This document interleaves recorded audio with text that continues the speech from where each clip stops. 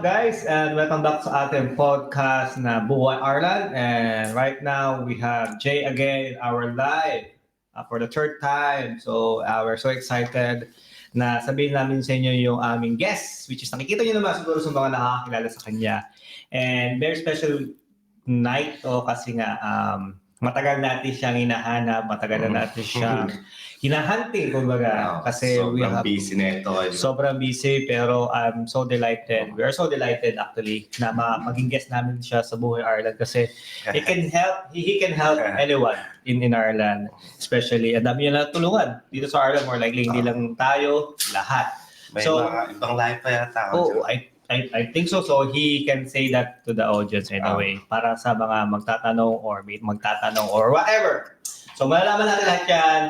So huwag natin huwag na tayo paligoy-ligoy pa papasukin na natin ang ating guest na si Barrister Nonito Barbero III. So welcome sa ating podcast. Yeah! Thank you. So yes, so unang tanong. Yeah. Kasi Barrister, parang hirap magtanong pag Barrister. Tanungin muna natin siya sa Buhay Ireland niya eh. Yes. Kumusta ang Buhay Ireland, attorney? Okay naman. Medyo sawa na nga lang. So, parang gusto ko na umuwi. sawa na sa Ireland? Sawa na sa Ireland. Gusto ko na umuwi ng Pilipinas. Ayun. Pero masaya naman kahit papaano. Masaya. Masaya pa rin. Masaya pa rin. Pero bakit, ano sabi na, ba't mo nasabing mas masaya ba sa Pinas? Ganun ba ang ang pananaw mo? Or? Well, kasi syempre Christmas, di ba? Okay. Syempre kahit na masaya, kompleto tayo ngayon, Christmas ngayon. Pero iba pa rin yung celebration sa Pilipinas, di ba? Gets. Iba yung simbang gabi. Yes. Iba yung, alam mo yun, yung parang vibes. Ganun. Lalo na sa amin, syempre, fiesta rin. Fiesta. Iba yung fiesta. Hindi lang sa fiesta. Iba yung ritual. Ano ba sa ritual? Culture ba? O ano ba yun? Yung culture. Pag-Christmas or lalo pag-bagong taon, di ba? Kasi stepping to bear month. Yun, simula na yung masasaya, yung pamasko. Putukan. Ano ba yung putukan mo na? Sabi nga ni Father, putukan daw sa loob. Sa loob. Kasi mas safe. Okay. Mas safe ang loob. Guess sa labas. Kasi syempre marami yung nasusulat. Tama. So we get naman. Pero yeah. So okay ka naman dito sa Ireland. And how long you been here in Ireland actually? Matagal na. Since 2001. July 2001 kami dumating dito. So it's in a very young age. 2001, no? 2001, yes. Ano ako nun? Yeah. Grade 5. Grade 5. Na umalis ng Pilipinas. Okay. So talagang mga 9 years old, 10 years old, gano'n. Oo, okay. So talagang bata ka pa talaga. Dito ka na lumaki almost your entire life. You are lumaki dito sa Ireland. Actually 2001 doon pa lang ako dumating sa Ireland 2001, pero mas bata ka pala time na yon. Matanda na ako. Tagal yun na. Parang kalahati ng buhay ko nandito. Yes, yun yung sinasabi ko sa mga tao. Ang dami mo na experience more likely dito sa Ireland, culture and everything, di ba? So, ito nga, guys, sa hindi nakakaalam, itong kausap natin is very, sabi nga ni Jay kanina, very honorable. Kasi ang hirap magtanong. Kasi ang ano natin, ang hirap magtanong dito dahil kapag nagtanong kami, baka mamaya balikan kami sa mga tanong namin. Kasi si attorney, baga dito sa Ireland, Barrister. So, Barrister, yun yung pangalan or name na papangalan sa kaya, Barrister Nonito Barbero, is very, very respectable. Yun nga, di ba? Ang tawag nila. So, how is it, ano ba ang Barrister? Sa mga hindi nakakaalam. Well, siguro sa mga viewers sa audience, yung alam kasi, dito sa Pilipinas or kahit saan man, yung pagiging abogado ay iisang profession lang. Okay. Pero dito sa Ireland, tsaka may iba't ibang jurisdictions, dalawa hinati yung profession ng pagiging abogado. Okay. Dito sa Ireland, merong barrister at tsaka solicitors. Sa madaling salita, kumbaga kapag kailangan mo ng doktor at magpapakonsulta ka, di ba? Ano, masakit yung pakiramdam ko or masama pakiramdam ko, ganun. Pupunta ka sa doktor tapos papacheck up ka. Yun yung mga solicitors. At yung mga, tapos kunwari, pumunta ka sa doktor tapos sabi ni doktor na, ay, di kita kaya, kailangan kitang i-refer sa sa specialist or sa hospital na. Ganun. Kami naman po yun. Ganun naman po yung barrister. Okay. Kasi po yung specialty namin, kumbaga, sa madaling salita din, ay advokasya. Okay. So, specific po yung training namin. Yes. At yung training po namin talagang intense siya sa pagiging advocate sa hindi lang sa korte, which is 99% ng buhay namin sa korte, kundi sa mga gawain din namin. Basically, lahat ng ginagawa namin, kailangan namin isipin. Advocacy siya. Stress talaga, no? Oo, sakto lang. Sakto lang. Totoo lang, stress mo talaga siya. Oo. Kasi dami mong iniisip. Oo. Diba? Like clients and stuff. Mapupunta tayo din mamaya konti. Pero like iniisip mo pala, barrister, like attorney, kumbaga sa Pinas. Like, ang dami mong iisipin talaga na mga bagay-bagay. Hindi lang sa sarili mo, sa mga tao na kailangan mo tulungan o asikasuhin kung anong gusto nila. It's just like, I don't know. Sa buhay ako na lang, sabihin mo, ang dami kong iniisip sa buhay. Mas marami ko pang iniisip ngayon. Hindi lang family mo. Kumbaga, ibang family ang iniisip mo rin. Kumbaga, di ba? Marami. Kumbaga, ganun pala, yung simple explanation na GP, before magpunta sa doktor, specialist, mag-GP muna as a solicitor and then barrister. Siya yung pinaka parang head na siya mag-specialize sa mga ganitong concern ng mga tao.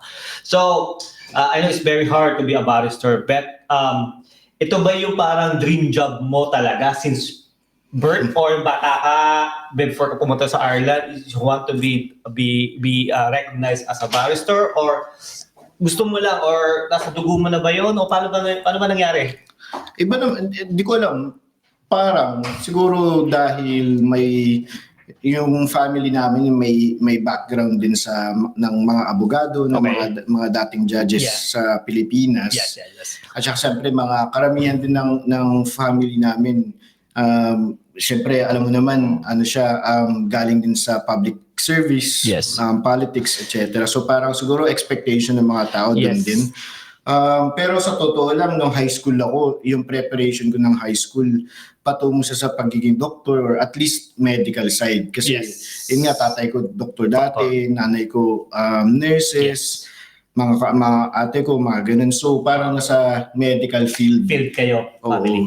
Parang parang natural lang na pumunta rin dun. Yes. Pero one thing led to another. Yung time na kailangan ko nang pumili ng course ko for college, yun yung parang napunta ako sa isang open night ng isang private college, tapos nainganyo ako ng isang abogado doon na nagtuturo. Tapos yun, nag-sign up ako, tapos yun na, dito na ako ngayon. Alam mo yun, parang siguro hindi planado, pero dream job ko, di ko alam kasi bata pa ako nun . Yes. 18 years old ka, tapos kailangan mo mag-decide anong gagawin mo sa buhay mo, di ba? Parang medyo mahirap yun. Yes. Para sa akin siguro dahil naging interesado ako at the time sa ginagawa nila at inaaral nila at paano nila isipin yung mga bagay-bagay. Yes. Kaya ako napunta doon. Pero siguro dream job ko, pagiging yung dream job ko, yung tambay lang. Na kumikita ng pera. Tambay na kumikita ng pera. Hindi, Parang business ba? Ibang klaseng tambay naman. Siguro yung tambay lang yung nasa probinsya namin. Tambay na may pangarap. Yung tambay na may pangarap. Yung tipong Bigla ka naging abogado na tao. Hindi naman natin minamalit yung mga tambay. Yung ibig kong sabihin, yung mga tambay na may pangarap. yung may pangarap. Yung kumbaga tumatambay ka sa taas ng bundok tapos chill ka lang dun. Alam mo yun yung talagang dream. I think everybody is having that kind of dream na yung relax ka lang, na wala ka masyadong gigising ka sa umaga na walang pressure, nagagawa mo gusto mo. Pero yun nga yung mga ganong tao, yung may mga business o mayaman na sila, wealthy family, or who knows, kung ano man yun. Ayun nga. Pero at this time, naging barrister ka kasi nga dahil parang na-influence may tao lang na doon ka nagkaroon ng idea more likely sa mga tao sa paligid mo na okay, why not try ko nga to? Di ba? Yung maging barrister. So, hindi talaga kasi marami kang iniisip kasi nga kung dito ka lumaki, syempre may mga courses, may mga points, kumbaga, di ba, sa school, sa college, and whatever. At dumating sa point na, sige, try ko nga to kasi may family, rin naman ako, a background na politics more likely, di ba? So parang, hindi din parang nag-udyok na rin sa'yo, kumbaga, na why not? Try ko, medyo ganun, medyo inline, kumbaga, dun sa parang politics. Tanong ko lang din, kasi never pa rin naman talaga ako nakaread since ang tagal ko na rito sa Ireland. Never pa rin naman ako nakaread ng Filipino barrister. For everybody to know, ikaw ba ang first barrister ng Ireland na Filipino? Or not really? Or do you heard anybody na may mas nauna pa sa'yo? Sa tingin mo lang. Dito kasi sa Ireland, sa pagiging barrister, pagkatapos ng law degree, yung kumbaga bar exam namin ay entrance exam siya sa tinatawag naming Honorable Society of King's Inn. Kasi sila lang yung kumbaga private na, hindi naman siya school, pero vocational or professional society siya kung saan ay doon training yung mga magiging barrister. Okay. So, nung nandun ako, ang pagkakalam ko, ako po yung unang Filipino-born na barrister dito sa Ireland. Pero ang alam ko, may mga sumunod na po sa akin. Kaya, okay. Pero ikaw talaga yung first Filipino barrister dito. Yeah. Okay. So sa tingin kasi siyempre di naman lang masabi kasi like all I know you were here since 2001. So probably may mga narinig ka rin naman. Kasi sa totoo lang wala talaga since 2001 I didn't hear anybody. Ayaw ko lang pero sobrang nasa mga news na yun first Filipino barrister. Ganun nga, di ba? Pero like for me, hearing you as a first Filipino barrister, syempre, parang nakaka-proud talaga. Na ikaw yung una-una sa Ireland na Pinoy yan Pinoy yun, di ba? Pinoy. Syempre, kahit naman sino, kahit hindi, diba? Kahit hindi naman ikaw o kung sino man, syempre, Pinoy pa rin yun. Diba? Kung sabihin natin, first Olympic champion na Filipino dito sa Ireland. Well, mga ganon. We're proud pa rin kasi Pinoy yun. Pero kilala ka namin, malapit ka sa amin, hearing from different people na ikaw yung first Filipino barrister, syempre nakaka-proud. Lalo sa'yo, sa family mo, sa parents mo, nakaka-proud talaga yung achievement. Achievement kasi yun di ba? Na hindi basta-basta na nakukuha ng isang tao at binibigay sa'yo. So, tanong, as a barrister, syempre, sobrang hirap. Marami kang pinagdadaanan every, I don't know how you do it. Pero, what is your hardest parang binigay na task sa'yo as a barrister dito sa Ireland since nagsimula ka? Pinakamahirap. Sa trabaho lang. Sa trabaho mo. Na binigay sa'yo na task parang, Nonito, I need you to check this out and bala ka na. Gagawin natin, mag-isip ka. Alam mo, di ba? Ganun Well, kasi sa akin po, parang kasi nung pagkatapos ko kasi mag-training at nag-qualify as a barrister, nagtrabaho muna ako sa isang firm. Nag-in-house ako and nagkataon na immigration practice sila. Okay. At doon ako na-expose sa immigration practice. Okay. At mga isang taon ako doon, tapos sabi ko sayang naman yung pag-qualify ko, kaya kailangan kong parang i-experience yung pagiging ganap na practicing barrister dito sa Ireland. And nung nag-practice na ako sa barrister, dito kasi sa Ireland self-employed yan. Yes.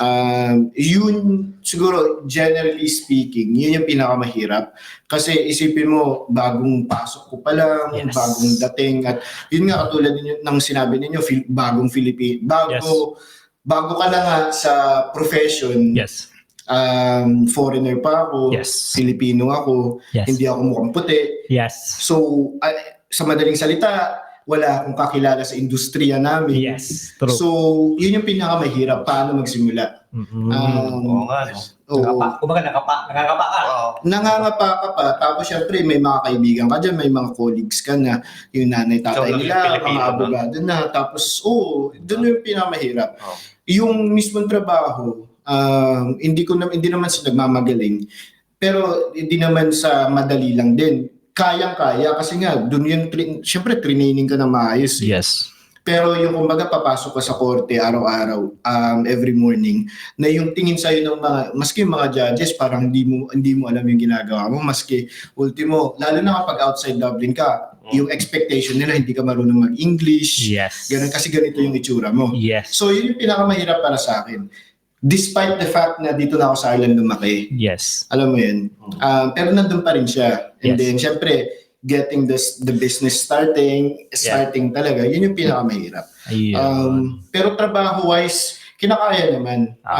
Pero syempre, may mga moments din na sobrang hirap talaga kasi yun nga, yung practice ko, simulat sa pool, practice ko talaga immigration Yes. Irish immigration law.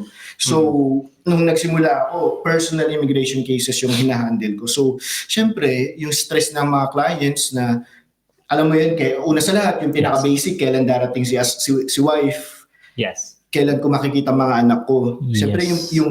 yung stress nung taong kumukuha sa kanila, Yes. nakukuha mo din. Yeah. Siyempre, Emotional. Tapos, mas mahirap nun kasi most of the time, pumapasok lang kami sa problema kapag sobrang malaking problema na siya. So, Okay. alam mo yun, bakit ganito nangyari? Bakit ganyan? So, araw-araw, yun yung kailangan mong i-absorb sa kanila, i-explain sa kanila kung ano nangyayari. Pero imagine mo kapag yung status ng mga tao ay pinapauwi na sa bansa nila, etc.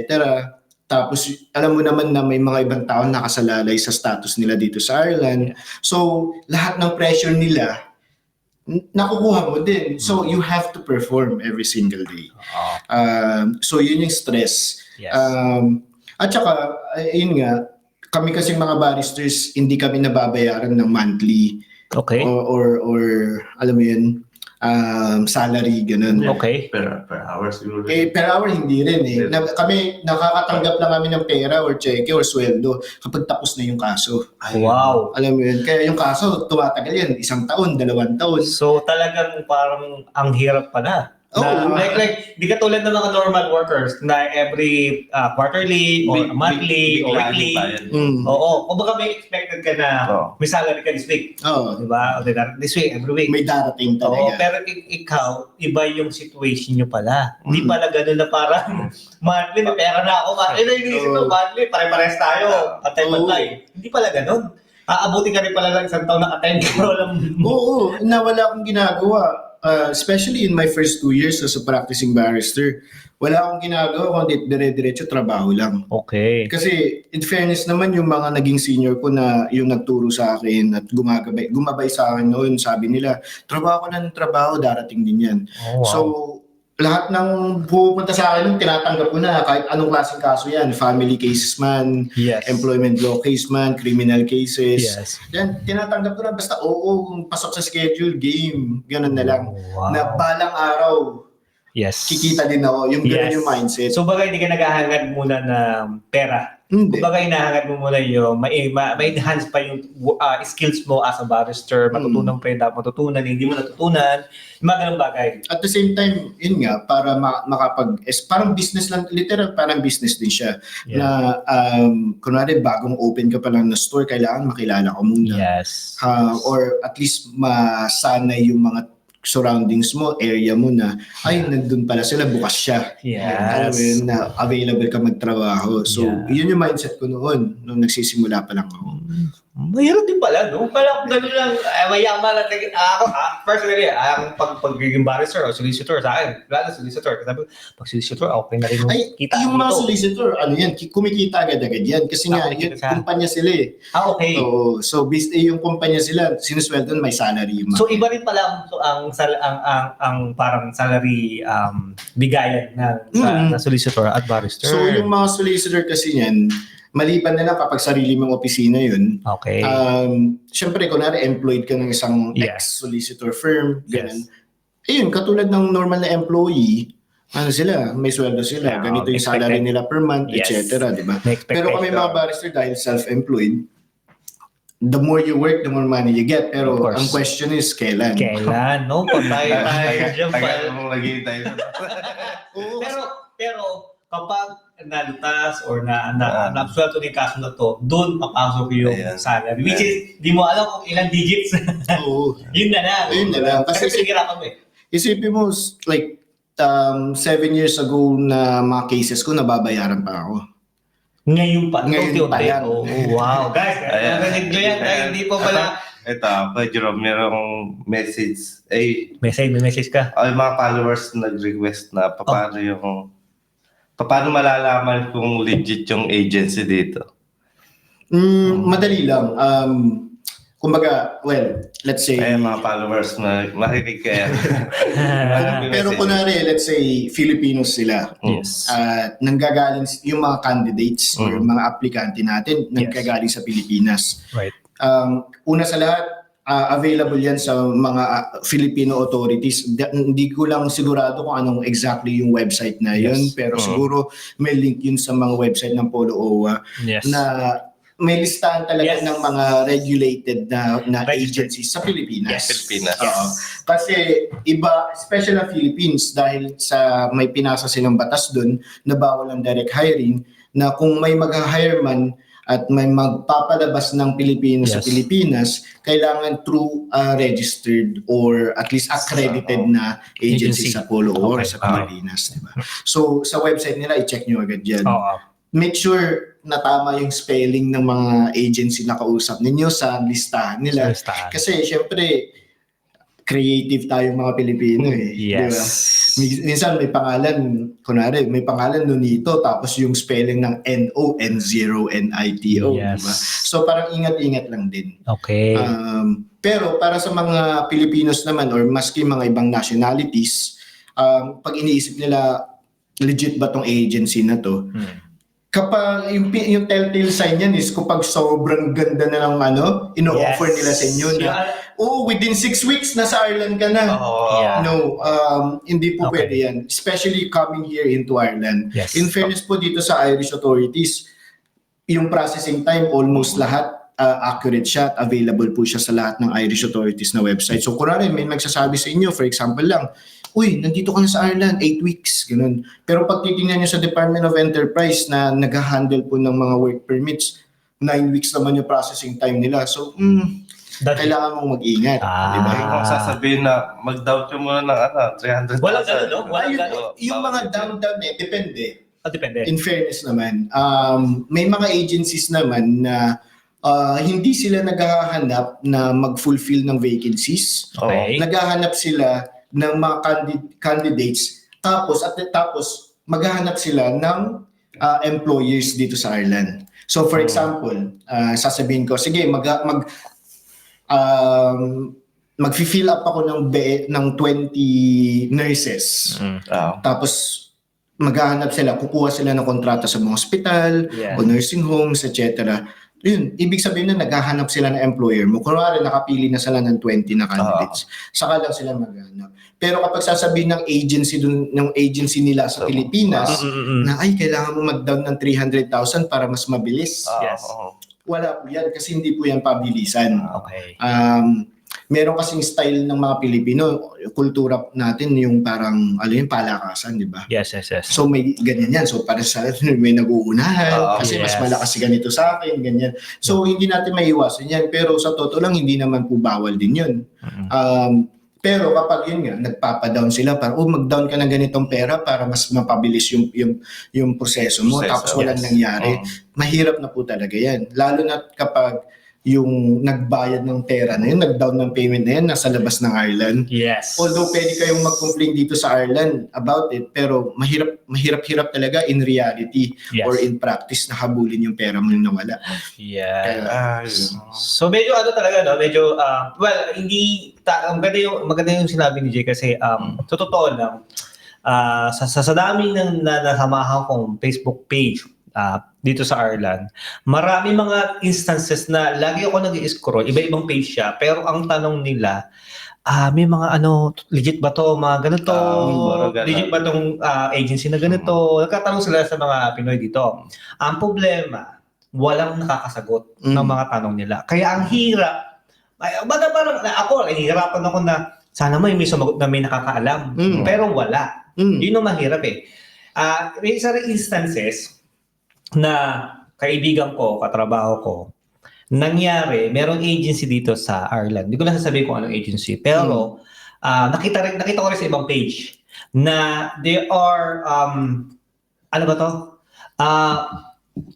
Dito galing sa akin na may nagsabi sa akin na meron daw online, parang online, ano ba tawag doon? Online interview.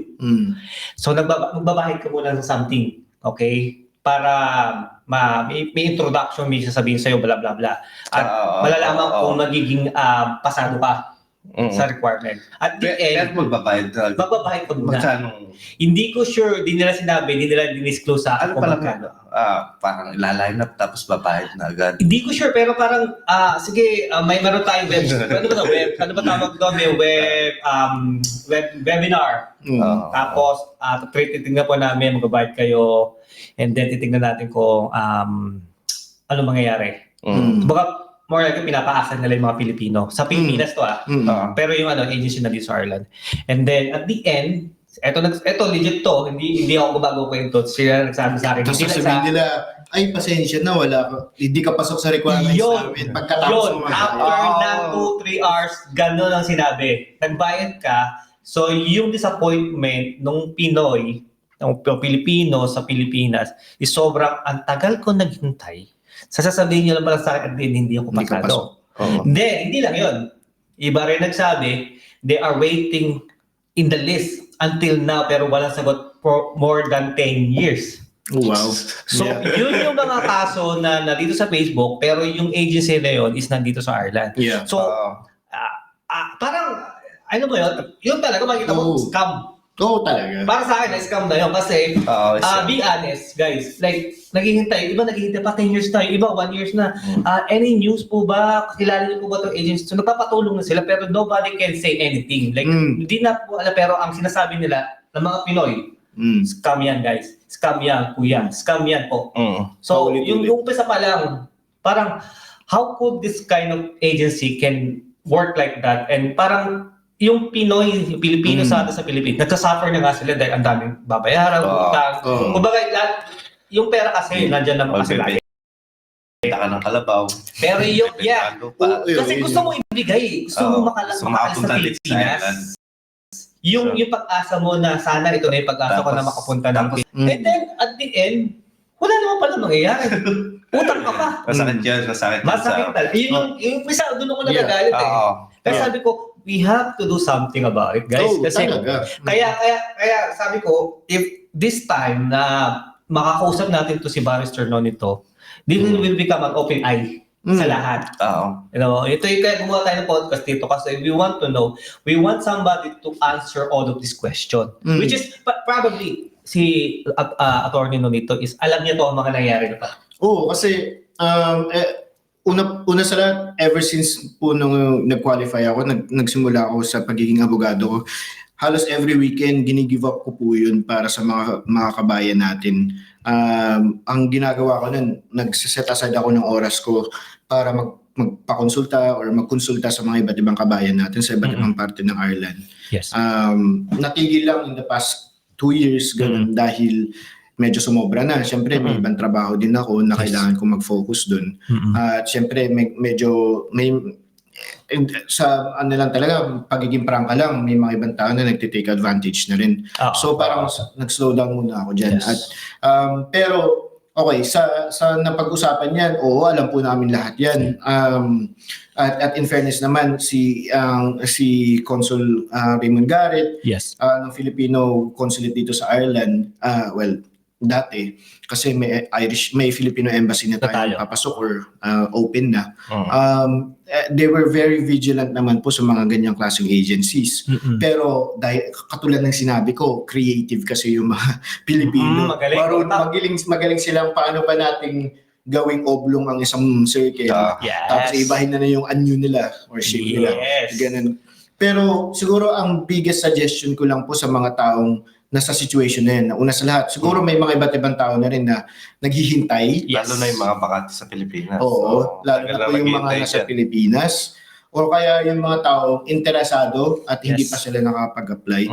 Biggest advice ko lang, una sa lahat yung mga taong hindi pa nakapag-apply or naghahanap pa lang at nagre-research pa lang sila, siguro may mga kamag-anak sila dito sa Ireland, sabihin nila, subukan nyo si ganito, subukan nyo si ganyan. Yes. Do your research, do your own due diligence. Una sa lahat, kung may taong nagbebenta sa'yo ng isang produkto at naengganyo ka, kasalanan mo yun. Yes. I'm just being straightforward. Yes. Pero when it comes to agencies and sa mga trabaho, recruitment agencies, tama nga kayo yung minention yung babayaran mo yung mag-i-interview sa'yo. Yes. Isa na sa mga telltale sign ng scam yun kasi mawalang galang nila po sa mga tao baka pinapanood ng agency na yun sa mga nabiktima ganun, pero telltale sign po yun. Imagine niyo po na kayo yung naghahanap ng trabaho, sila yung may kailangan ng trabahador, bakit niyo sila kailangan bayaran? Pero para maiwasan yun, bago kayo magbayad, kung may nag-aalok sa inyo ng mga ganyan, may karapatan din kayo magtanong sa kanila. Yes. Ano po yung kunwari agency po yung kausap ninyo, tanungin nyo, sino po yung employer? Sino po yung clients ninyo or customer ninyo? Kumpanya po ba sila? Nursing home ba sila? Hospital po ba sila? Sino po sila? At saka, pangalawang tanong dyan ay ano po yung job description ng kailangan nila? Yes. Let's say, si nursing home number 1, kailangan niya ng healthcare assistant. Yes. Tapos yung nursing home number 2, kailangan din ng healthcare assistant. Kahit na nursing homes po sila, magkaiba pa rin po yung kailangan nilang dalawa. Okay. Kahit na iisang trabaho yung hinahanap nila. So magtanong kayo kasi madali lang naman yan. Magse-search kayo ng iba't ibang website ng jobsireland.ie, mga tipong gano'n, mga jobs hiring hiring na mga website, makikita nyo dun yung job description agad ng trabaho na yun. Makikita nyo dun kung anong gagawin ninyo, ano yung kailangan nila, yung sweldo at saan. Yes. At sino yung company na nag-hire. Yes. Yung mga agency po, yun din yung ginagawa nila. Fini-fill nila yung vacancy na yun. So kung yung vacancy, yung agency na kinakausap ninyo, hindi nila kaya mabigay sa yung simpleng, libre, at nandun naman na information. So, sino po yung kausap ninyo? Di ba? Yes. So, yun yung mga tips and tricks lang po sa mga agencies. Pero, syempre, mahirap po kasing naiintindihan ko kasi marami tayong natulungan mga kabayan din dyan, lalo na dito sa Ireland, na nahiya na sila sa mga kamag-anak nila sa Pilipinas kasi kunwari sila, ay, si ganito, kilala ko siya kasi may nakuusap ako na kilala si agency, ganito, ganyan. Basta kilala na ako niyan, mag-apply ka lang, magbayad ka na, ganito, ganyan. Nagbenta ng baka, nagbenta na ng mga ari-arian nila sa Pilipinas, sinanla na lahat. Tapos tenga. Sasabihin, scam. Tapos scam ka. Talo ka. May mga instances din po na natulungan natin mga kabayan na sinabi sa kanila, may yung dati na lalo na nung bago nagkaroon ng scheme para sa mga undocumented, sinabi nila, uy, wala kang papel, di ba? Uwi ka ng Pilipinas, akong bahala sa'yo. Para gawin natin tama. Siguro tama po yung intention nila na, sige, gagawin natin tama yung papel. Papauwi muna siya sa Pinauwi sa Pilipinas, pinagbayad, euros yan, mas mataas yung rate. Hanggang ngayon nasa Pilipinas pa rin sila. Tenga. Yun. So nasayang yung buhay na na-build nila dito sa Ireland. Let's say undocumented nga. May mga ibang paraan naman para maging irregularize po yung status nila. Paano kung dito pwede pa ba siyang maging legal? Mahirap. Pero dati may isang organization dito, NGO siya, may MRCI. May mga Filipinos tayong mga kabayan dyan na nagvo-volunteer dyan. Yung organization nila, sila yung nag-spearhead ng scheme dati. At tumulong din tayo sa pagpupush niya sa Irish government na nag-introduce ng undocumented scheme. Yan po yung opportunity dati ng mga undocumented, yung mga TNT na matagal-tagal na dito sa Ireland na para mag-apply sa Irish government na look, nandito na po kami, sobrang tagal na, can you regularize our status? Binuksan yan, pero sinarado po ulit. So ang daming nagtatanong sa akin yan na, so ano nang susunod? Kasi undocumented pa rin ako or hindi ko na kamit yung requirements ng undocumented scheme. So ano pong pwede kong gawin? Meron po tayong tinatawag na humanitarian rights na application.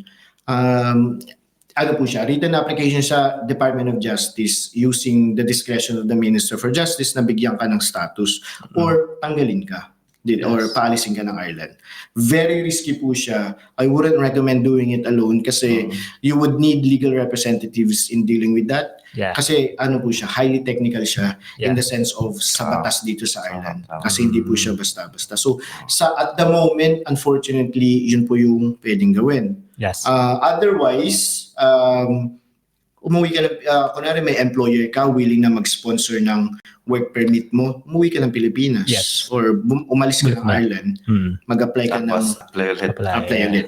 Though, yung pinakamahirap doon at kailangan kong sabihin kasi ang dami ng beses nangyari to, pinauwi sila, nag-apply nga ng work permit, nakakuha nga ng work permit in fairness, pero pag-apply nila ng re-entry visa back dito sa Ireland, kasi ibang proseso yan. May Ibang- record na sila agad nun. may record kasi. Oh, okay. Nag-overstay ka nung ganun Yes, ganyan. Wala yes. kang record na umexit ng Ireland. Yes. Yun yung mahirap Okay. na. Mahirap na. well, May one paper pero di Oo. makapasok ko doon. Di pa rin, di ba? So, Kaya- Walang visa. Again, kaya kakailangan mo ng legal wow. expertise. Ang dami pala ano, no? Like, so, dami na po ngayon, Like, sobrang, tagal ko na rito, pero ngayon ko lang nalalaman itong mga parang something in between na you have to know every single things talaga. Hindi pala pwede yung basta-basta. Kasi, yung nga sa Facebook, ang dami nagtatanong pero nobody can answer the question. So, guys, ito, nakikita nyo, Tapos, lahat ng ito, like, konti lang yung tanong namin, pero ang dami yung binigay na sagot. Tuloy na, actually,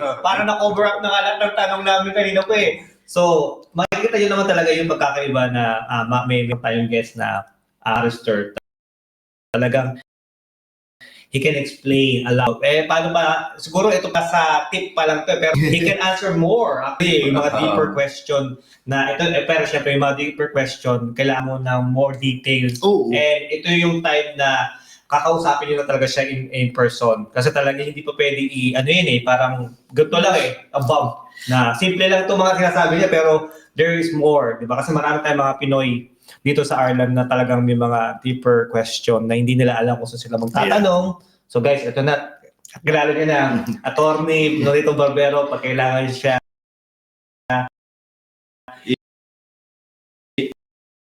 He's ready. lang siya. Oh, di ba? Kaya Di ba? bigay yung contact number or email address. Kasi, well, just to explain yung ginagawa ko po dito sa Ireland, at the moment kasi I am currently employed by a law firm. Yes. At yung expertise, ako po yung nagpapatakbo ng immigration practice namin. It's called Abdul Shaw Goddard LLP. Pero sa totoo lang, at ano lang talaga, medyo na ano lang ako magsabi, pero kapag dumediretso kasi sa opisina ko yung Client. isang client, ganun, may mahal. Well, expected naman talaga kasi they didn't answer for this kind. Kasi hindi naman mura. Hindi rin madali ang ginagawa mo. Saka marami pang nauna na Marami rin. Medyo may pagkamahal po, understandably naman. Kasi syempre, yun nga, may ibang clients tayo, Yes. etc. Yes. Pero ang ginagawa ko, katulad ng sinabi ko, nagsisimula ulit ako makipag-outreach sa mga iba't ibang kabayan. Pero medyo steady muna ako doon kasi ang ginagawa ko lang muna, for example, yung mga kaibigan natin dyan sa County Wexford, yung mga leaders dyan sa Filipino communities, sabi nila, malapit-lapit sa atin yan, barkada natin yung mga yan. At sinabi ko, sige, game ako dyan. Kasi may mga bagong dating, etc. Yes. So, yung mga ganun muna tayo. Instances.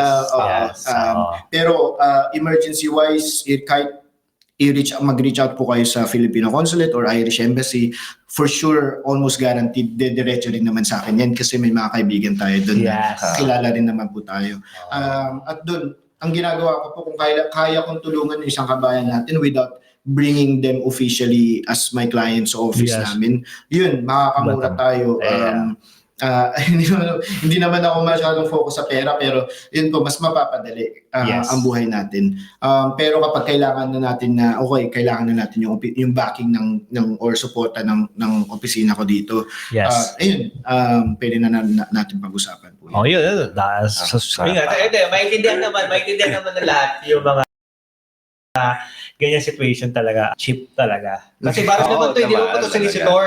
Iba ko lang yung solicitor, iba rin yung barrister. Talagang, para sa akin lang kung ako may problem, like deeper problem, okay? Why do I have to ask somebody, like to si Jay? Oh, Jay, baka may alam ka na matulungan mo ako sa problem ko ganito, bla bla bla, kung ano yung problema, yung deeper problem. Sabi sa akin ni Jay na, ito na lang gawin mo, bro. O makikinig naman ako sa kanya. Tapos at the end, mali naman pala yung pinakinggan ko. Mas maganda. O, di ba? Mas maganda na dumirekta ka talaga sa nakakaalam. Tama Mas po better yan kasi, talaga dumiretso na kay attorney. kasi, Kasi, like a good, not too long ago, may kabayan tayong nagpakonsulta sa akin at binigyan po natin siya ng initial advice anong pwedeng gawin.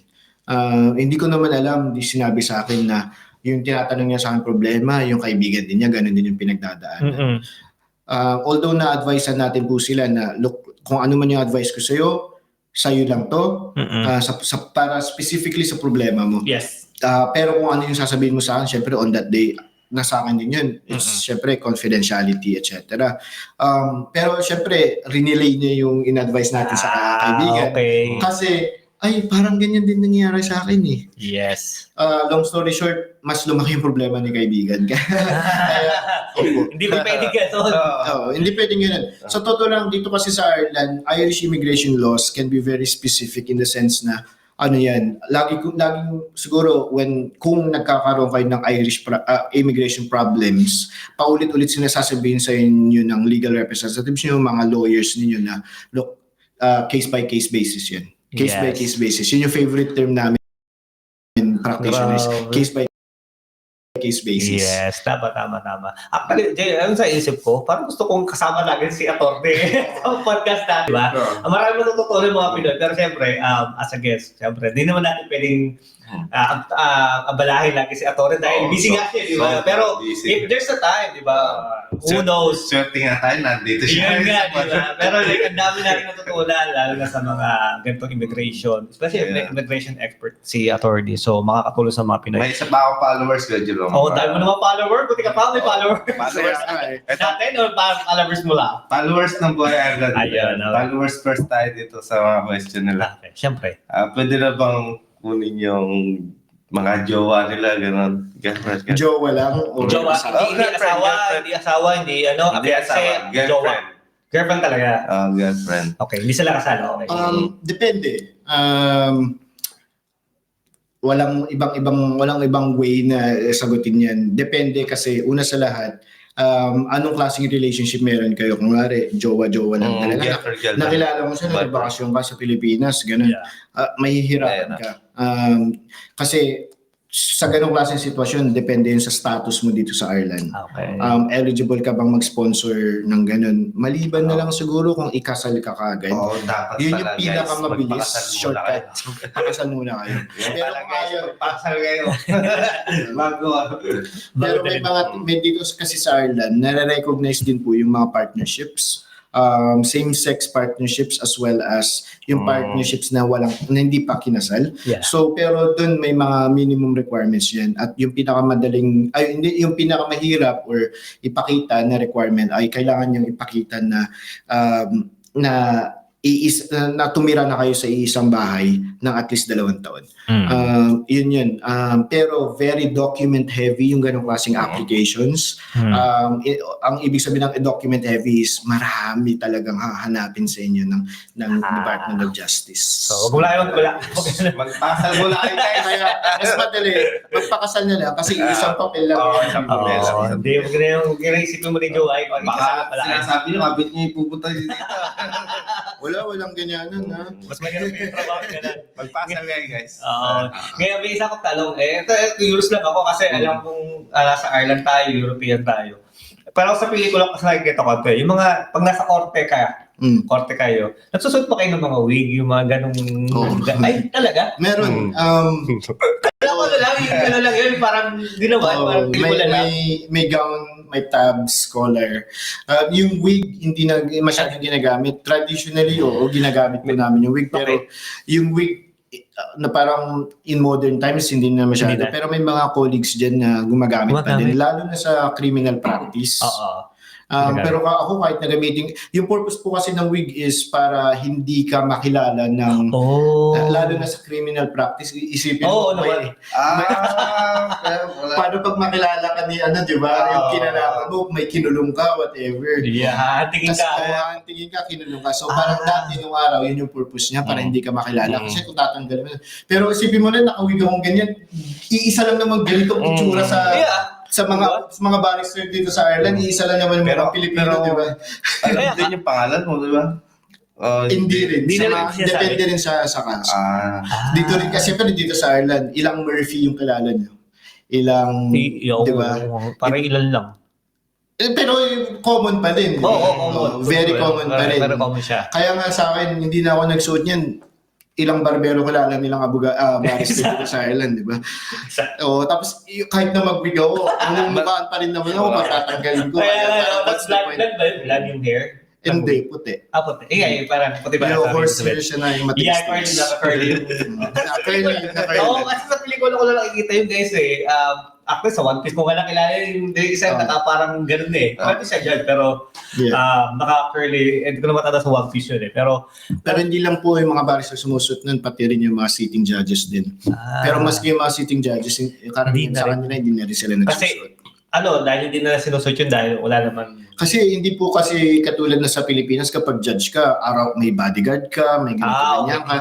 Yung mga judges, halos lahat sila wala. Parang lang, okay. Tinatry nila sarili nila kasi sila magpunta. So, they can defend themselves. Kumbaga, kung may criminal sa criminal case, anybody can kill you pala. Kahit yung kinakasuhan, pwede kang huntingin. Pwede kang hanapin. Hindi pa na yun. Wala kang escort. Pero very mas rare pa sa rare na may ganong klaseng nangyari dito sa Ireland. Iba rin. Kumbaga, ewan ko siguro sa Ireland medyo maliit kasing bansa ang Ireland kaya parang at saka sa kultura nila dito parang hindi katulad sa Pilipinas, aggressive yung mga Pero it's just so weird lang, no? Isipin mo si attorney nakawig. Tapos Pinoy. Buti nga, di pa ako nakakalbo. Kasi kung kinakalbo na ako, siguro yun, kailangan natin gumamit ng wig. Doon ka lang mag-wig man. Pero sa awa ng Diyos, wala pa. Kaya di ba? May tatanong ako kasi as a barrister, nataas. Kumbaga, high standard. Kumbaga, di ba? Ano bang perks ng barrister? Perks? Oo. Mukhang madami. Siguro, una sa lahat, natuto kaming uminom ng maraming wine. Joke lang. Kasi kasama doon, di ba? Kasama na yun sa practice win. Before and after, may inom kayo ng Before and after, syempre. Baka pala sa loob doon. Yung perks siguro, tuturuan ka kung paano mo itayo yung sarili mo sa kahit anong klaseng situation. Yes. Syempre, karamihan ng, ako, pag sa korte, madalas na mga kaso ko, mga motions, mga ganun, natatanggap ko yan mga 5 minutes before. So parang highly pressured siya. Tatayo ka sa korte 5 minutes before mo palang nabasa yung kaso mo. So parang natuto ka na may confidence ka na kaya mong gawin yun. So yun yung perk. Pero may mga perks din naman. Siguro, pero hindi ko naman na-experience nun. Siguro isang beses lang nung COVID restriction, nag-drive ako. Di ba, dati bawal more than 2 kilometers dito sa Ireland. Siyempre, na-stop tayo ng Garda, checkpoint, ganun. Siyempre, nung nalaman nila, barrister ako, kahit na nakasibilyan ako nun. Ginagamit mo ba yan? Pag speeding limit, nahuli ka or something? Ay, hindi. No, I'm a barrister. Sorry, I have an emergency in the court. Ganyan. Wala. Di mo ba ginagamit ang advantage yun? Hindi, Mamaya siya pa yung kasuhan. Pero may mga, baka mamaya ako pa makasuhan. Kasi Pero sa Pilipinas, gusto yung ganda, di ba? oo, yung mga kotse ng mga panyero natin na sa Pilipinas, alam naman po natin yan, Bar of the Philippines, ganun Di yung ba? mga plaka nila. Di ba? Dito sa Ireland, wala. Walang ganun. Pero no, hindi, baka ikaw pa nga makasuhan dito. Pero siguro the closest thing, yun nga, yung sa during COVID. Pero yun, feeling ko sobrang special ko nun. Pero sa totoo lang, hindi. Parang wala rin naman. Pero yun nga, yung perk siguro is dahil specialty namin, alam namin yung batas inside the house. Yun. Yung kasi yung batas dito para sa lahat, no? Hindi kagaya sa Pilipinas na ang batas para lang sa mayaman minsan, no? Namumuka siya, siguro maraming kung may mga abogado dyan or mga gigs dyan or kumpanyeros na nakikinig.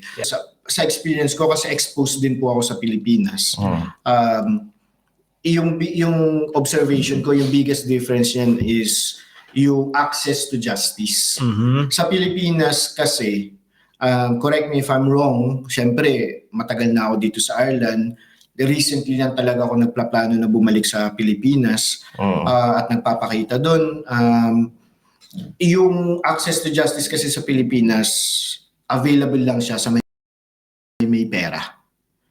Kaya mas alam nila yung batas, mas alam nila yung mga abogado, mas madali nilang makamit yung gusto nilang mangyari. Pero dito sa Ireland, katulad ng hindi yung batas natin ay sobrang iba sa Pilipinas. In fact, may mga iba tayong batas dito sa Ireland tsaka sa Pilipinas. Halos parehas lang kasi isa lang naman pinanggagalingan. Pero dito sa Ireland, available siya sa'yo, sa akin, tsaka kay Bono na multimillionaire. Alam mo yun, pare-parehas yung batas. Pantay-pantay. Pantay-pantay pa din. Kumbaga, ikaw, yung isang tao, sobrang yaman, kaya niyang ma-afford yung pinakamahal na barrister, pinakamahal na firm, na law firm. Pero same service pa rin makukuha mo kahit na pumunta ka sa free legal aid. Alam mo yun? Yun yung pinaka-difference sa dalawang jurisdictions. Ngayon, nasabi mo kasi Philippines eh. Marami kasi nangyayaring ganito eh. Mamaya may tanong ako about sa Philippines, pero ikaw, kasi may ideas kasi Philippines, you grow up with your politician family more likely, and you have a background, story, and whatever. Pag ikaw umuwi ng Pilipinas, do you think yourself, like, iniisip mo ba sa sarili mo na one of this day, kapag na medyo okay na ako dito, ang dami ko nang nalaman, uwi ako ng Pilipinas, tatakbo rin ba ako as whatever? Sa politics? Sa politics, sa Philippines. Job vacancy.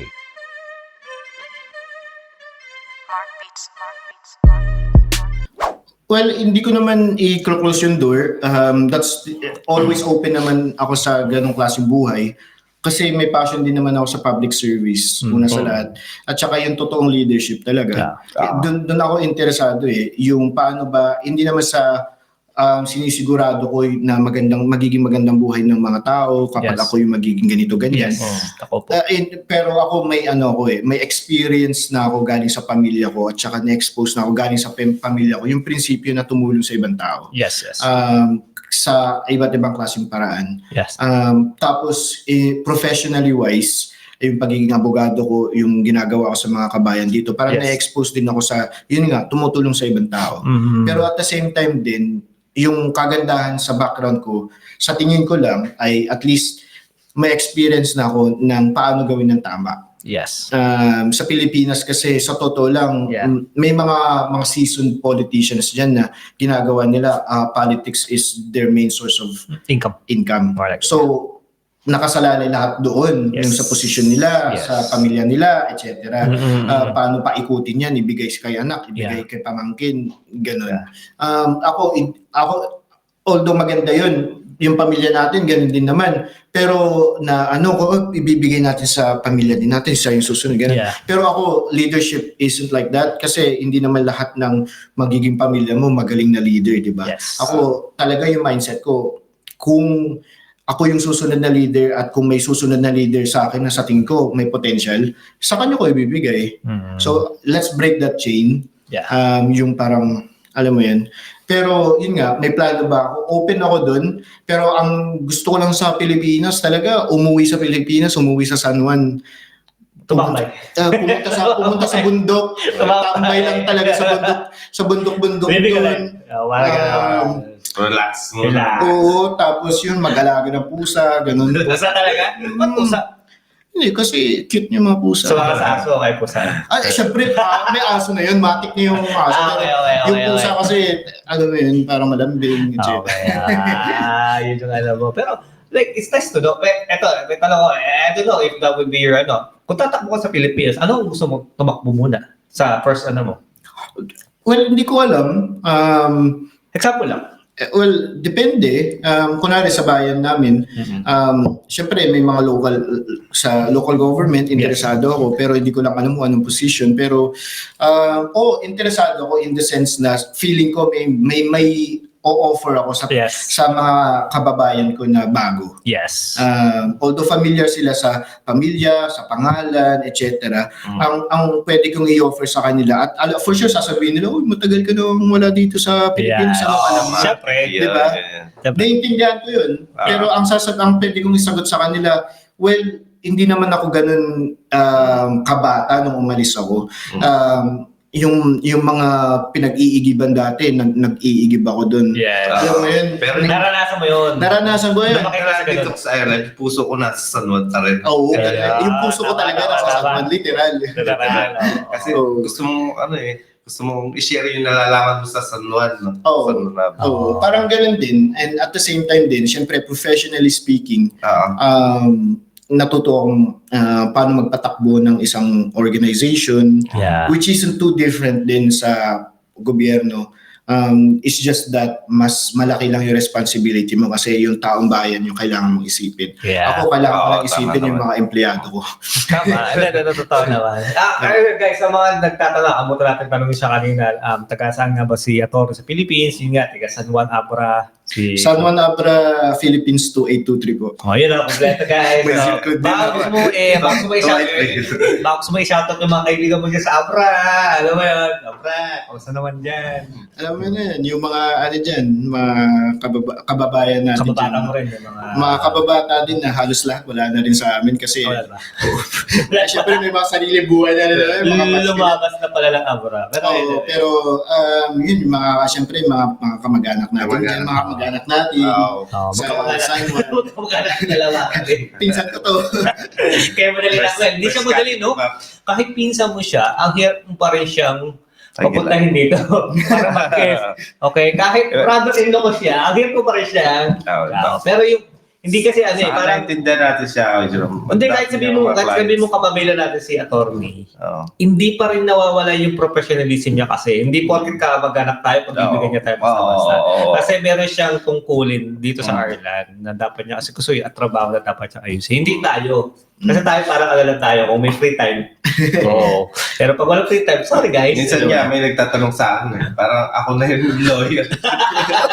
Di mag-direct ka kaya, Tony. Hindi, may nagtatanong sa akin eh. Sabi, paano ba to? Katulad si si Direct naman. Sinabi ko mali. O, Tama. di ba? Oo. yung din, ito nga, kailan ba to?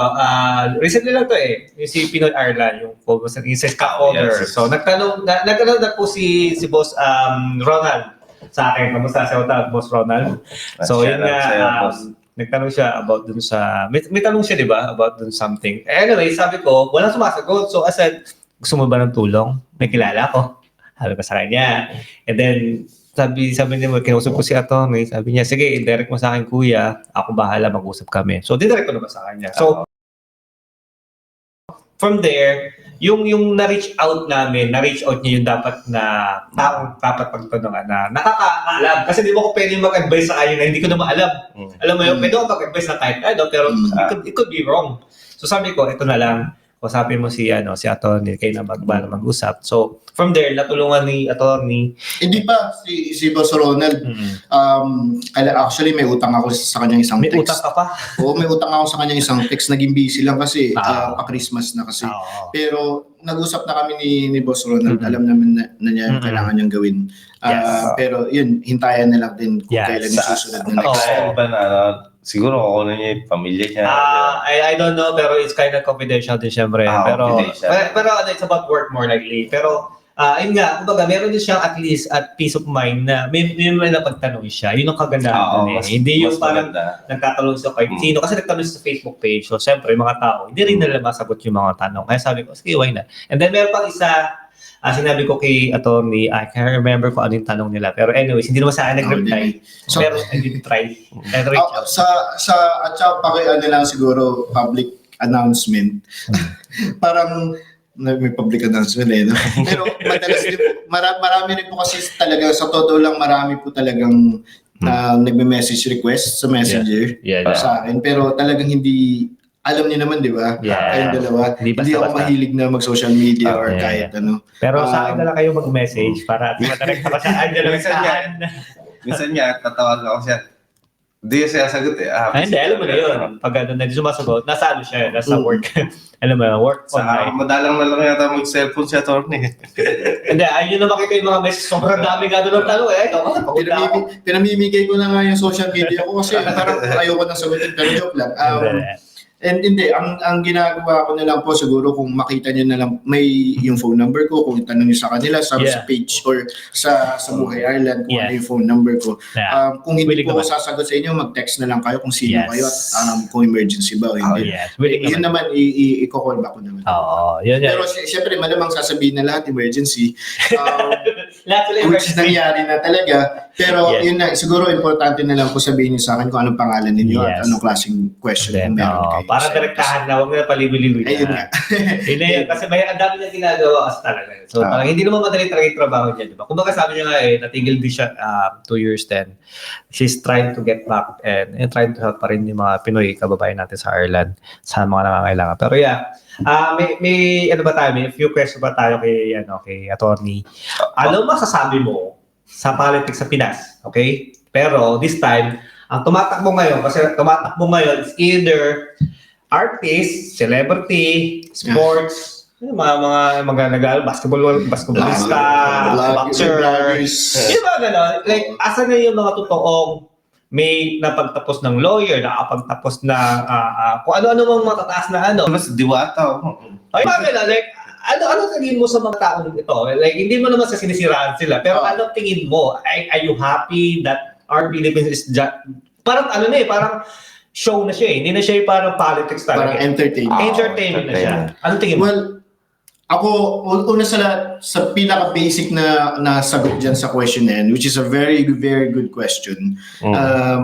Sobrang proud ako sa mga ganun tumatakbo. Okay. Masayang-masaya ako. Okay. Kasi ang pinapakita nila ay interesado silang maging leader kung saan man sila tatakbo. Okay. Whether super high up, presidency, vice presidency, senado, congress, pababa sa provincial, governor, hanggang sa mga LGUs. Kung kunwari blogger man or hindi nakapagtapos, etc. Pero let's say, for example, na-mention mo si vlogger na si Diwata, ganun. Yes. Ang dami nagsasabi, nababasa ko din yan sa social media kung sa times na nag-check ako ng Facebook, ganun. Anong may bibigay niyan? Look, Ano may tutulong niya? Ano may tutulong niya? Successful siya sa business niya. Yes. Paano niya napatakbo yung business niya? Paano niya na-market yung business niya? At paano niya na-push yung business idea niya? Yes. Yung mindset niyang nagawa niya yun, what if ginamit niya yung energy na yun sa pagiging kung ano man yung tinatakbo niya, konsehal man, mayor man, paano pag ginamit niya yung mindset niyang ganun? Di maganda yung mabibigay niya, di ba? Yes. Pero, syempre, iba naman kasi, siguro nagkakaroon ng negative thoughts sa mga ganong klaseng mga tumatakbo. Yes. Lalo na yung mga mga celebrities tumakbo, tas nakulong, tas napatakbo pa din, etc.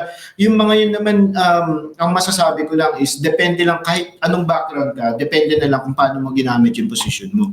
Kung napunta ka sa position na yun. Yes, Sa tingin ko talaga maganda. It's really nice to see na nag-flourish yung Filipino politics in terms of Filipino leaders talaga. Kasi yun yung maganda. Okay.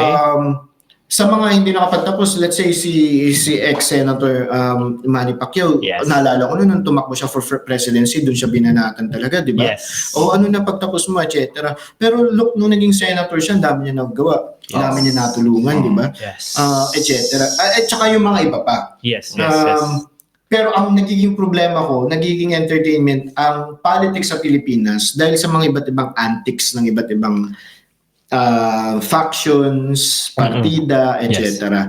Yun talaga sa national level, napapanood natin sa news lagi, di ba? Yung ginagawa ni ganyan, tinatawanan si ganito, nagtre-threaten si ganyan, tapos ginagamit yung iba, yun nga, yung ginagamit yung position nila para ilagay yung ibang tao sa spotlight. At humiliate nila yung isang tao, etc. Yun yung pangit sa tingin ko, yun yung negative. Pero at the same time, tinatanggap ko yun kasi it's part of it. Yes. It's part of being So wala kang concern kung saan man sila o wala silang tinapos or wala kung ano man yung kalagayan nila kahit wala silang background sa politics. Hindi mo sila minamalit kasi kung they can help Saludo Oo. pa rin si attorney sa mga ganun. Oo, kasi yung nga, sabi, mindset. Kasi, mas mabuti ba yung, ito yun parang politician ka nga, may ano kang background as yung family mo as politician, pero abogado, corrupt ka or naman matataas. Pero kung gagamitin mo naman yung power mo to corrupt, To corrupt, Oh. what's the point? Oh, Diba? magiging talo Pilipino. Let's say, abogado ka nga, doktor ka nga, tas galing ka sa napakagandang pamilya, napakataas ng pamilya, tas tumakbo ka. Yes. Tas with the mindset na, sige, tatakbo ko para Makuwalan ka ba ng... makabad ng tao, di ba? Yung Yes. magsasarado ka ng tubig ng mga tao, tapos magpapabayad ka, hindi naman sa inyo. Kaya, yung mga ganun, yung parang, yun. Okay. Pero ako, real leadership comes from real intention in doing good talaga. Kasi, kung papasok ka naman na, let's say, high school graduate, Yes. pero may experience ka naman na mag-manage, may experience ka naman na mag-push ng isang Yes. prinsipyo, isang idea, may passion ka na gawin yun, at alam mo sa puso mo na tama naman yung gusto mong gawin. Yeah. Why not? Well, that makes sense, okay? Kasi sobrang dami negative kasi nga, example na lang si Diwata na yan, na tumatakbo, tapos, ano magagawa niya? Like, Tumatakbo pero binabash siya. binabash siya kasi nga siyempre, saan pa siya nanggaling? Siyempre sa mababa. Pero yung tama naman sinabi ni attorney na kahit doon sa mababa, nakulong siya, kung ano yung pinagagawa niya, pero bumangon siya at ginamit niya yun as his parang power to make something good at nakapag-business pa siya, lumago. And then this time Diwata's trying to run somewhere, which is for me personally, I don't see anything na magiging ano ba to? Kung kasi May sasabi alam ba plastic to? na to. Ganun, oh. Kasi plastic siya, pag sa camera, estobero. Estobera. Pero kapag nandiyan yung camera ngayon, kasi tumatakbo, nagpapalumuti, kumbaga, napapakabait. Alam mo yan? Ganun talaga. May ganun, no? May ganun talaga sa politics sa Pinas. Aminin natin, ganun talaga ang may mga tao dyan sa politics natin. Alam naman natin, tumatakbong presidente before, kumakain sa baso. Kumakain umiinom sa plato. Alam natin yan. Tapos nagtatraffic. Alam natin yan, guys. Di ba? Alam natin yan. Tapos Sa iba tingin ko, namamalagi na ngayon. Sa tingin ko, nagkamali lang sila ng pagkukuha ng PR nila or campaign manager nila. I think so. Pero yun yung sinasabi na may mga tao talaga na nagmamagali kasi alam natin tumatakbo. Pero yung mga tao alam natin nanggaling sa baba na gustong may gawin sa kababayan nila kahit sa maliit na bagay. Totoo. Binabas pala. At saka ang kagandahan sa Pilipinas ngayon, kahit na maski nga sa amin, Abra is known to be a violent province during election time, di ba? Yes. At kaming mga taga-Abra, alam na natin yan. Yeah.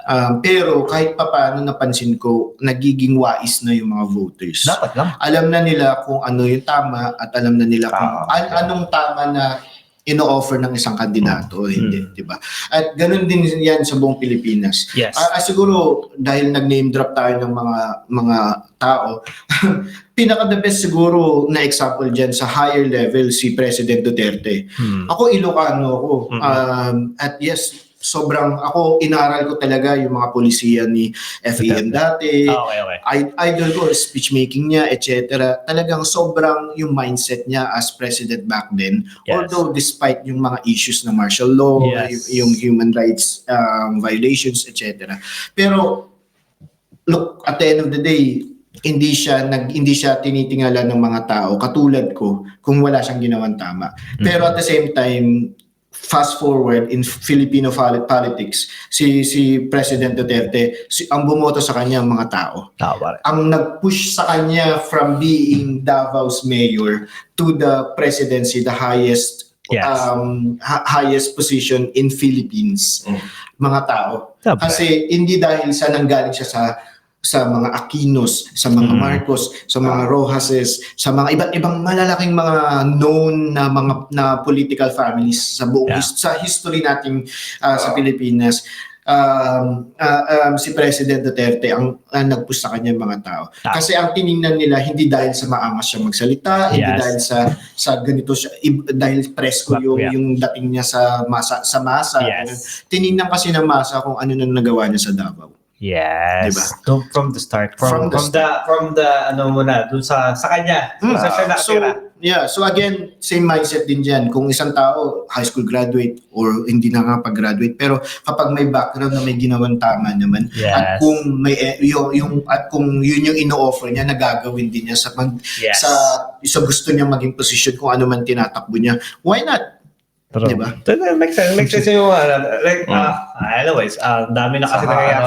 mas saludo ako kay Duterte. Nilinis niya talaga lahat eh. Nilinis niya talaga. Yung ginawa niya sa Davao, ginawa niya sa buong Pilipinas. Yeah. Ayun nga. May napatunayan naman kasi talaga. May Madami. Oo. Pero again, lahat naman ng tao hindi perpekto, 'di ba? So at the same time din you can't really copy. Hindi mo pwedeng gayahin kasi yung nagawa na ng isang tao kahit na pamilya mo siya. Yes. Sa tingin ko talaga iba talaga dating kapag kunwari kung ginaya ko yung tatay ko noon, Yes. yung ginawa niya ng mayor siya, ginaya ko yung uncle ko noon, yung ginawa niya ng mayor siya, ginawa ng mga lolo, yung mga lolo ko, mga ganun, Yeah. na naging mayor sila. Sa tingin ko, kung ako naman yung turn ko na, hindi na ako magiging effective niyan. So, kahit na dala-dala ko yung pangalan nila, bloodline nila, etc. Ako, ang i-offer ko lang talaga, well, ito yung background ko. Ito yung natutunan ko dahil nanggaling ako dito sa Ireland. And at the same time, lumaki din ako dyan sa Pilipinas kahit papaano. So, ito yung pwede kong maibigay sa inyo. So, Yes. nasa kanila na yun. Diba? True. So, same mindset din siguro. True. Well, it's very nice to hear from our attorney yung mga ganitong sagot kasi sobrang bihira tayo makakakuha ng mga ganitong guest na may mga sagot na ang dami. Politics pa eh. Ako wala naman talaga sa politics. Pero ang dami ko natutunan and siyempre yung mga input ni attorney sobrang Ayan. kaganda, di ba? May plano ka ba magtayo ng agency? Ang daming Para yung mga Pilipino hindi na maghanap ng Magana, Well, legit na. na legit na attorney. ang dami talaga nagtatanong sa akin yan. Dati interesado ako na magtayo ng sarili kong agency. It's just that work-wise, hindi lang talaga siya sumasang-ayon sa gusto kong gawin sa career ko. Sa ngayon, Yes. pero that's in the works. Pero hindi naman siya basta-basta. Yes.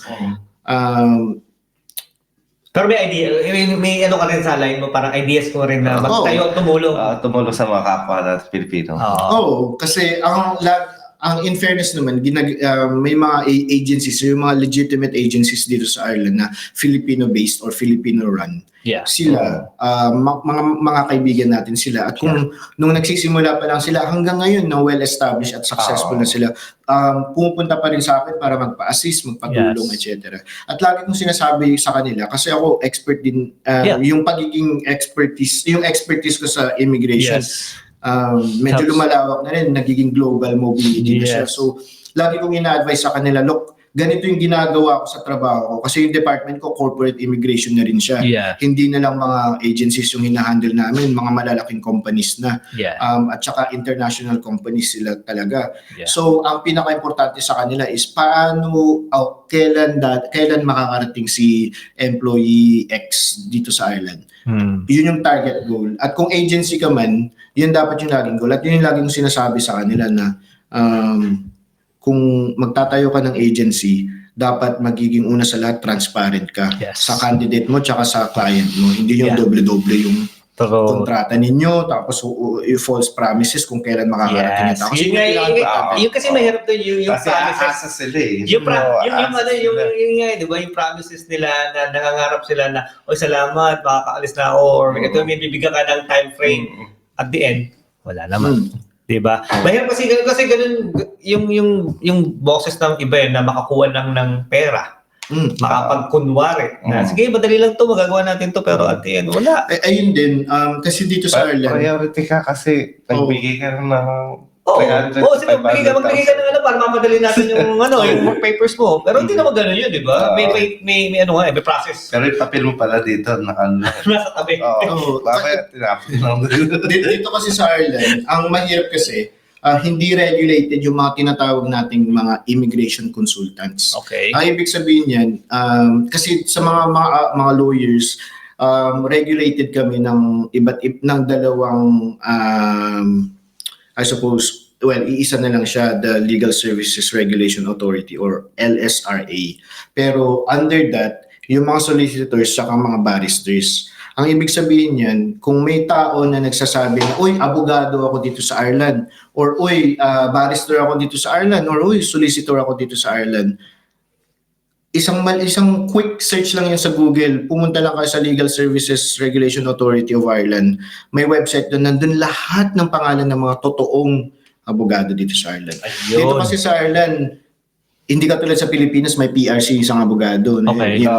May bar license, mga ganun. Hindi. Dito sa Ireland, naka-record talaga. pinapublicize talaga. Makikita nyo sa pangalan ko dun, nakalagay dun, nasa rule of practicing barrister pa din yung pangalan ko. Kasi every year, binabayaran ko yung kailangan bayaran para nandun yung pangalan ko. So kung may tao dyan na nagsasabi ganito ako, ganyan ako, tapos wala dun. Hindi siya fake siya, fake. Oo. Kasi dito, hindi dahil na no graduate ka, abogado ka na. You have to go through the training. A lot of training. A lot of training talaga. Bago Yes. nila ibigay yung practicing certificate mo, Hindi basta-basta. which is hindi basta-basta talaga. Yes. Pero the difficulty is, yung mga immigration consultants, may mga ibang companies dyan na, immigration consultant kami, expert kami. Doon talaga kayo mag-ingat. Katulad ng sinabi ko sa simula, yun, kung they are offering something na too good to be true, take it with a grain of salt talaga. Totoo ba to? Yes. Pwede bang legitimize? Yes. I-check nyo yung iba't ibang authorities dito sa Ireland, pwede kayong magtanong. At saka syempre sa authorities din sa Pilipinas, lalo na if you're dealing with a Filipino agency sa Pilipinas. Tingnan nyo, itanong-tanong nyo rin kung sino yung kliyente nila dito sa Ireland. Tama, hanapin ko mamaya yung pangalan niya to dun sa sa list. Siya, nagbayad naman ako na dun yung pangalan ko. Nagbayad pala, so nandun yung pangalan mo. Ngayon, ewan ko kung natanong ko ito kanina, pero ito yung last question ko para sa akin na. Sobrang dami mo tinulungan ng mga Pinoy at ibang foreigner dito sa Ireland. Sa Pinoy na lang tayo magano. Di ko muna sabihin pangalan. Yung pinaka-biggest achievement mo na masayang-masaya ka na nakatulong ka sa Pinoy dito sa Ireland. Isa lang. Ano yung ginawa mo? Ano ba yung... Mahirap-hirap. Pero siguro dahil Christmas, kasi every Christmas nag-greet sila sa akin pa din. Alam mo yun, pag nakikita Keep in nila touch ako, pa rin. kinakamusta pa rin ako from time to time kahit matagal-tagal ko na silang natulungan. Pero may pamilya dati na natulungan dito sa Ireland na naging undocumented sila dahil through their family circumstances. Naging undocumented sila mag-ina for many years. Hindi ko nilang sasabihin yung mga pangalan nila out of respect. Pero mga 17 to 18 years, mga 15 to 17 years silang undocumented dito sa Ireland. Tagal Sobrang tagal. Like alam mo yun, pagiging TNT, sobrang grabing klaseng buhay yun. Kasi trabaho bahay lang. Literal, di sila lumalabas. Kasi natatakot sila paano pang ma-stop sila ng police, etc. Yes. Pero pinili nila manatili dito sa Ireland kasi nga gusto nila na mas magandang buhay para sa sarili nila or at saka pamilya nila, which is yun naman yung goal nating lahat na OFWs, di ba? Para mabigyan ng mas magandang kinabukasan yung mga pamilya natin. So ganun yung naging mindset nila. And sa awa ng Diyos, through a good couple of years, siguro 2 to 3 years din na process namin yan na natulungan and nabigyan sila ng status, na regularize yung status nila. Wow. Doon ako pinaka-proud kasi napalapit sa akin yung pamilya.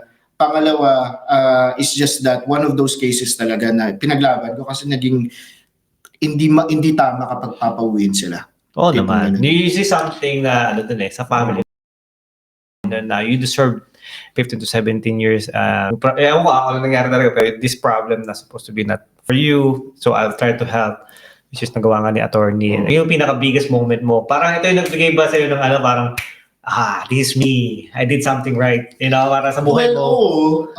Kasi, may mga ganun na moments na parang pasundot-sundot kasi na parang positive, nagiging negative yung case. Yes. Parang siyempre, ang hirap din, pero the way I dealt with it was talagang naman ako, true to face.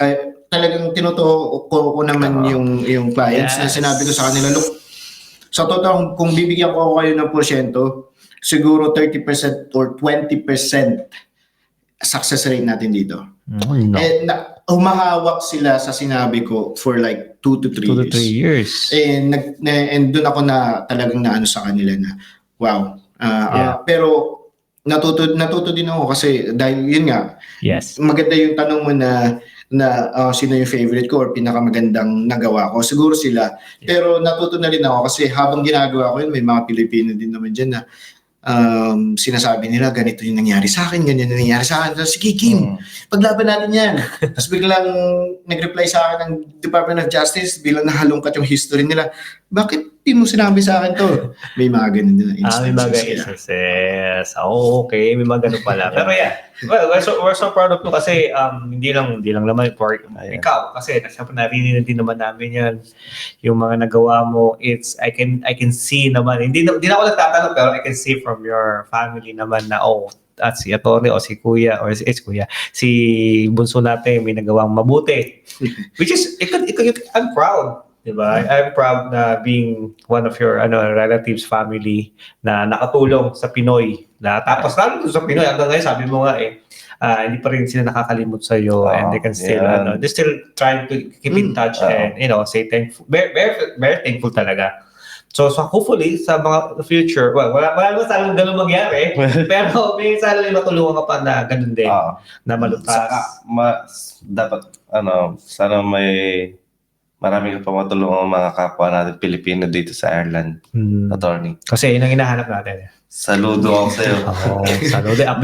Game. So guys, ang dami namin pwedeng tanongin kay attorney pero at the moment, I think we have to cut it. Pero meron kaming hinandang special kasi si attorney una sinabi naman talaga sa hindi mura ang kanyang service kasi pinaghihirapan niya rin to. Pero this time, meron kami gagawin ni paring Jay dito sa Kanoy Vlog. Medyo, actually, hindi niya alam ni Atty. to. Pero we will make another live podcast next time. Mag-schedule tayo ng date. And we will invite again si Atty. Nolito o Barrister Nolito Barbero dito sa ating podcast live. Okay? Okay lang ba sila dito, attorney, na mag-comment? Oo, game ako dyan. Actually, siguro yes. mapapadali buhay ko dyan kasi may mga nakaschedule dyan na, nagpapaschedule, gusto nila mga-outreach. Yes. Manood na lang po kayo dito sa Buhay Ireland. Ginawa pa kami usapan na lang natin. Ginawa kami tulay. Pero yun nga. Mas maganda nga rin kasi. Di ba? Marami din kasi nag-message sa page natin. Marami na rin talaga. Hindi lang namin sinasabi sa inyo guys, pero marami na behind the camera, ang dami na nagpapatulong. Marami rin tanong. Marami talaga. Di ba? Makapasok dito sa Ireland. Kasi di naman natin masasagot. Kasi sige. Ngayon, andito na si attorney. Comment na lang kayo, guys.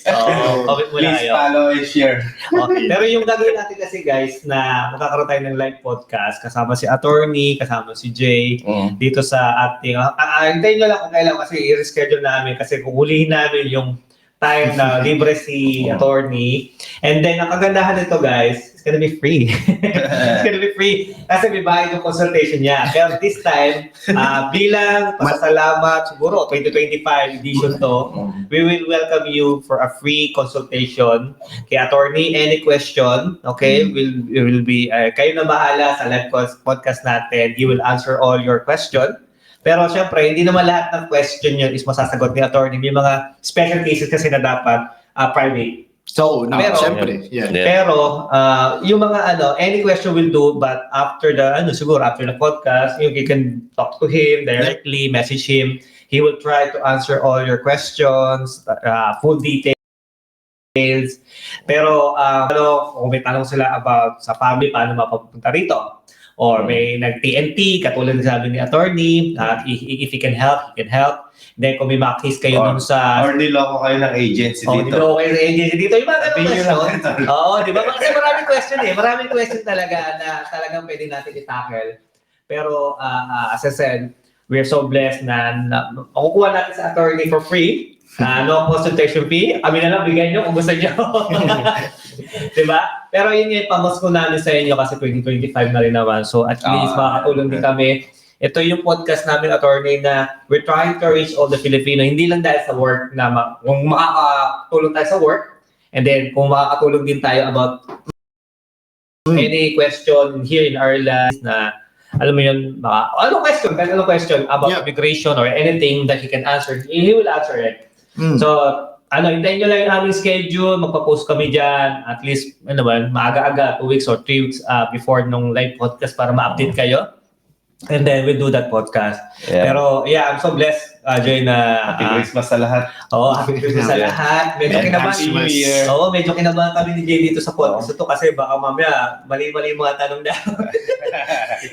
Manata kami na, attorney, kami kasuhan. Ay, ang hirap kaya na gano'n. Pero- Mag-isang oras na, baka singilin tayo na to. Okay, may charge na ba after 1 hour? Ganun ba yan?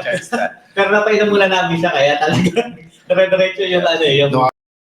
Wala na tama eh. Wala na tama. Pero I'm so blessed. I'm happy. Masaya ako kasi may Pilipinong lawyer dito sa Para sa akin, First Filipino Yun, barrister yun pa din dito. sasabihin ko, para sa Sobra. akin, I'm proud na meron tayong first officially Filipino barrister in Ireland. Para sa amin, Wow.